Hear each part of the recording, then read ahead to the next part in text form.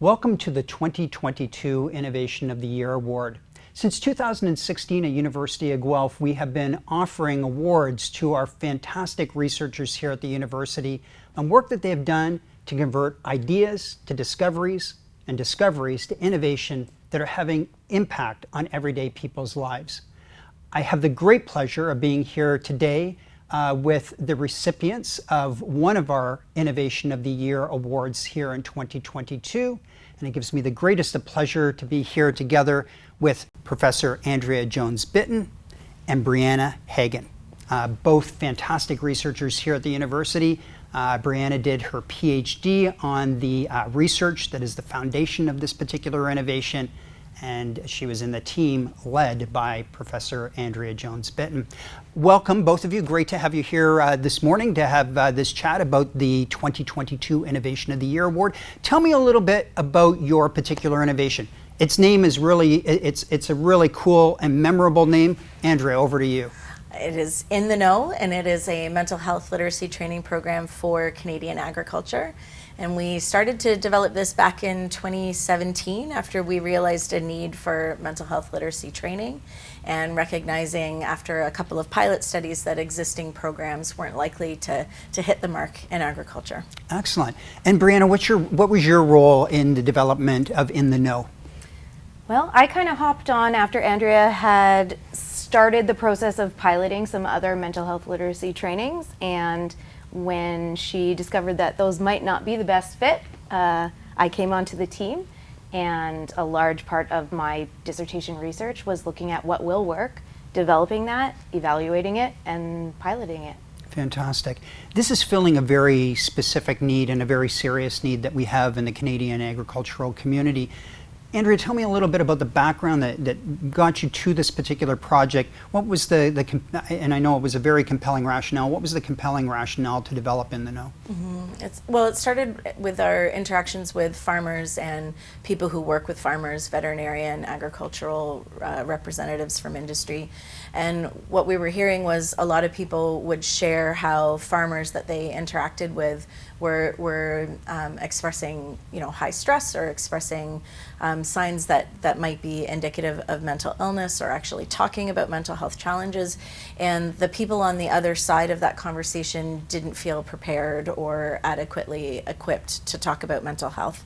And some of our early research, our national survey confirmed that yes, mental illness is a big issue in agriculture, an important issue in agriculture, and we wanted to be able to increase mental health literacy amongst both farmers and all of the people who work with farmers, and that's where In the Know was born. Fantastic. Dr. Hagen, you got your PhD throughout the course of the development of In the Know and have gone on to do a postdoc since then. When you were interacting with people in the development of In the Know, were there any particular things that resonated with you that said to you, this is something that is going to be a difference maker, a game changer, something that is going to live up to University of Guelph's ambition to improve life? Yeah, I think throughout the whole process I kind of had those feelings. We took an approach that we take to all of our research of including the end users at the beginning. So we wanted to make sure at every step farmers, people who were working with farmers and other experts were involved. So we did have a working group that met several times to make sure we were on the mark and it was going to work. And our farmers told us, you know what, if you make this right, they will come, but if you don't, they will not. So we did spend a lot of time on the back end to make sure that we were evaluating it properly, taking it back to farmers and piloting it to make sure that we could ensure that farmers would come, they would enjoy it, and then most importantly, they would recommend it to everybody else that they knew in agriculture, which our evaluation showed to be true. That's fantastic. And I mean, so you've done evaluative work on that. Is there anything qualitative that you take away from this where there was a moment where you said this is really making a difference? Andria, I'll throw it to you first and then I'll circle back to Briana. Yeah, so we have a lot of numbers, a lot of quantitative data behind the research, but the ones that I think about in my downtimes are the comments about making a difference in people's lives. I remember one gentleman sharing that the work that our team has done is saving lives. So, and that's important because they're humans, and that's important in and of itself. And then when you think about who farmers are and what they do for us and the service they provide, the incredible food and agri-food that they produce, and they may be a small percentage of the overall Canadian population, but man, are they an important one. They are a keystone, if you will, amongst the Canadian population. You're spot on, and what a ripple effect to have. Not only obviously supporting members of that community, but as you say, effectively, in many ways, underpinning the food security and food safety of our country. Mm-hmm. Briana, anything yourself that stands out as a moment where you say this innovation is really having an impact? Yeah, there are definitely a few similar to Andria where folks reached out after saying how In the Know helped them, gave them the words or the tools to be able to have these conversations with family members they were worried about or people around them in their community. But I think also when we wrapped up the evaluation and began to explore the next steps, the outpouring of when can we get In the Know, when can we take it to this province, can our group bring it over to BC? Yeah. I think that for me was the moment that I knew, okay, it's time to scale up and it's time to kind of get going across Canada. You've had people in other provinces reaching out. You see the gaps yourself within In the Know itself. How do you prioritize and what are those priorities as you go forward? Yeah, I think a few of the priorities for us were to make sure that we had In the Know available in French and English so that we could distribute it across Canada more broadly. So we're continuing to build those relationships. We also now have it available in Spanish, because that was something that one of our provinces reached out and said, I think this will help across the country as well. And we recently started partnering overseas and in the United States. So now it's being translated into Portuguese to hopefully get into Brazil and Portugal. Yeah. And most recently in the United States, we're looking at adapting to fit the ag communities in the States as well. We tend to look at the agri-food sector as being monolithic, and of course it's not. It's highly segmented. It's got a number of verticals within the sector. Obviously, a livestock farmer is different from someone who is doing farming in a greenhouse, in a glass house or controlled environment situation. Mm-hmm. Different realities for each of them, different pressures on them. Do you find that In the Know has enough supports that it's generalizable for that community, or do you need to tailor it going forward to address those different segments within the sector? Yeah, that's a great question. So our research thus far has shown that while the individual stressors between those different populations may differ, it's kind of across the board. We have elevated stress, and a lot of the stressors are common across sectors.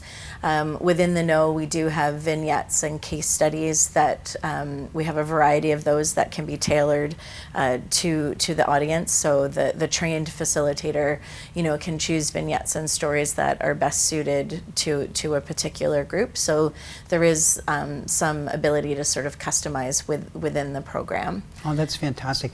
What's your advice to somebody who is developing an innovation where you're thinking about, here's my research, it's led to a discovery, I can do what researchers do with a discovery, I can publish it in the peer-reviewed literature, I can push it forward in that scholarly domain, mm-hmm. and I can also push it forward in a place where it resonates, or in your case, truly has an impact, as I always say, in everyday people's lives and their everyday functioning. So what's your advice to people thinking about moving outside of the scholarly realm and pushing things more in that innovation direction? We are